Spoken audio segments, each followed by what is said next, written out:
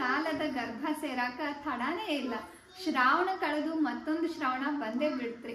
ಹೋದ ವರ್ಷ ಆರಂಭ ಮಾಡಿದ ಶ್ರಾವಣ ವಚನ ವಾಚನ ಸರಣಿಯನ್ನ ಈ ವರ್ಷದ ಶ್ರಾವಣದೊಳಗೂ ಮುಂದುವರಿಸ್ಕೊಂಡು ಹೋಗು ಮನಸ್ಸಾಯ್ತು. ಏನಿಲ್ಲ, ಶ್ರಾವಣದ ಪ್ರತಿದಿನ ಒಬ್ಬೊಬ್ಬ ಶರಣರ ಒಂದೊಂದು ವಚನಗಳನ್ನ ಓದಿ ಅರ್ಥ ಮಾಡಿಕೊಂಡು ಸಾಧ್ಯ ಆದಷ್ಟು ಬದುಕಿನಾಗ ಅಳವಡಿಸ್ಕೊಳ್ಳಿಕ್ಕೆ ಪ್ರಯತ್ನ ಮಾಡೋದು. ಈ ನನ್ನ ಸಣ್ಣ ಪ್ರಯತ್ನಕ್ಕೆ ನಿಮ್ಮ ಮೆಚ್ಚುಗೆ ಇರಲಿ.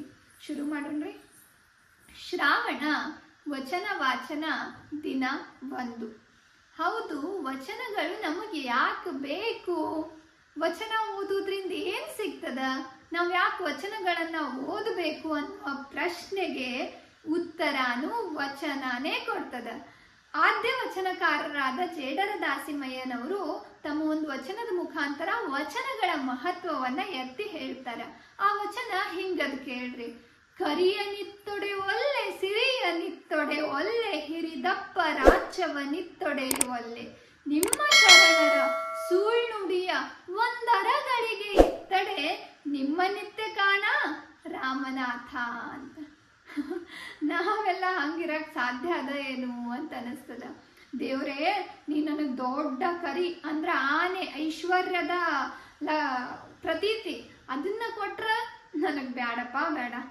ಕರಿಯ ಮ್ಯಾಲ ಸಿರಿ ಅಂಬಾರಿ ಚಿನ್ನ ಬೆಳ್ಳಿ ವಜ್ರ ನೀ ಏನು ಕೊಟ್ರು ನನಗದು ಯಾವುದೂ ಬೇಡ.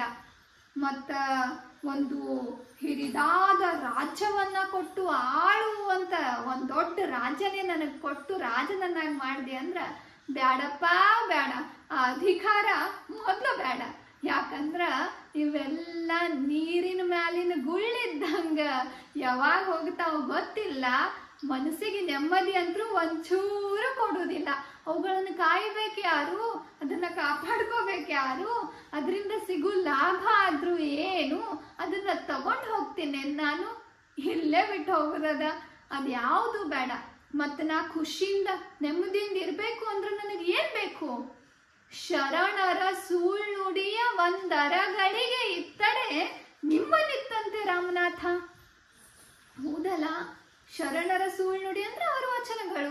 ದಿನಕ್ಕೊಂದು ಅರ್ಧ ತಾಸು 4 ಜನ ಶರಣರು ಕುಂತು ಅವ್ರ ಅನುಭವಗಳನ್ನ ಹಂಚ್ಕೊಂಡ್ಬಿಟ್ರೆ ಅದು ಒಂದು ಅನುಭವ ಮಂಟಪನೇ ನಿರ್ಮಾಣ ಆಗ್ತದ.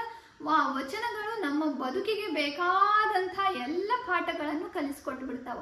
ಅಂಥ ವಚನಗಳನ್ನ ನಾನು ಒಂದು ಅರಗಳಿಗೆ ಒಂದು ಅರ್ಧ ತಾಸು ಕೇಳ್ಬಿಟ್ಟೆ ಅಂದ್ರ ಬದುಕಿನಾಗ ನಿರಾಸೆಯನ್ನ ಹೊಂದುತ್ತೀನಿ. ಯಾವುದ್ರ ಮೇಲೂ ವಿಪರೀತ ವ್ಯಾಮೋಹ ಇರುವುದಿಲ್ಲ. ಬದುಕನ್ನ ಕಾಯಕದಿಂದ ದುಡಿಯುವುದನ್ನ ಕಲಿತೀನಿ. ಕಾಯಕ ಮಾಡಿ ಸುಖದಿಂದ ಇರುವುದು ಕಲಿತೀನಿ. ನೆಮ್ಮದಿಯಾಗಿರ್ತೀನಿ. ಯಾರ ಮನಸ್ಸನ್ನು ನೋಯ್ಸಾಕ್ ಹೋಗುವುದಿಲ್ಲ.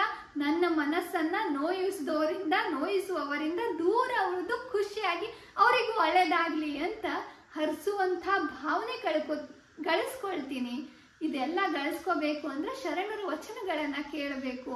ನಮ್ಮ ಬದುಕಿನಾಗ ಇದ್ದಿದ್ರಾಗ ತೃಪ್ತಿಯಿಂದ ಇರುವುದನ್ನ, ನಾವು ಮಾಡುವ ಕೆಲಸವನ್ನ ಪ್ರೀತಿಯಿಂದ ಮಾಡುವುದನ್ನ, ಬಂದಂತ ಒಂದಿಷ್ಟು ಹಣದೊಳಗ ದಾಸೋಹವನ್ನ ಮಾಡುವುದನ್ನ, 4 ಜನರ ಜೊತೆ ಒಳ್ಳೆ ಕಾರ್ಯಕ್ಕೆ ಸದ್ವಿನಿಯೋಗಕ್ಕೆ ಉಪಯೋಗ ಆಗುವಂಥ ಹಣದ ದುಡಿಮೆ ಮಾಡುವುದನ್ನ ನಾವು ಯಾವುದರಿಂದ ಕಲಿತೀವಿ?